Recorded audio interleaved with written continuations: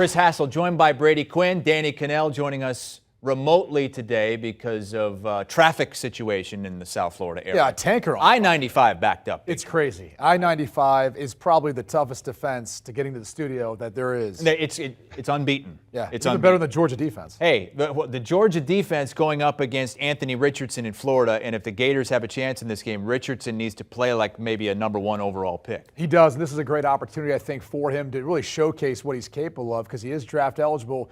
But boy, he's been inconsistent this year. I mean, bottom line is you see it flashes at times of his capabilities, but it just hasn't been often enough. And honestly, the Florida defense has been one of the worst in the SEC, as inconsistent as it gets. I think that's the challenge for this one is Georgia's building towards something, trying to repeat, to have their second national championship, but also preparing for what lies ahead, a big matchup versus the Tennessee Volunteers just a week away. So this one, to me, it's a big line. I mean, 22.5 points, and you're talking about a rivalry game on a neutral site. Here's my advice, though. You lay those points, okay? This is not a trap game. This is not something that Georgia's going to overlook.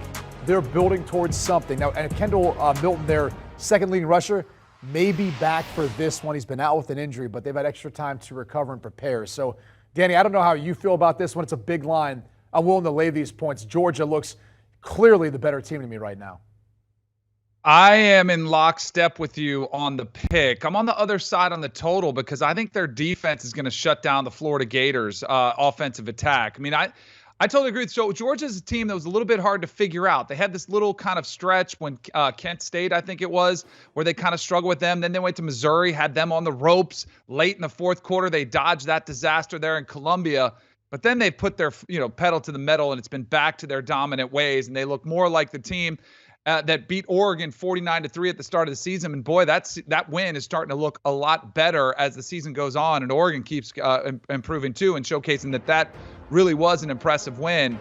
The bye week helps. You mentioned Kendall Milton, the other guys getting healthy. I think the offense is going to try to fine tune things. They're going to get healthier too.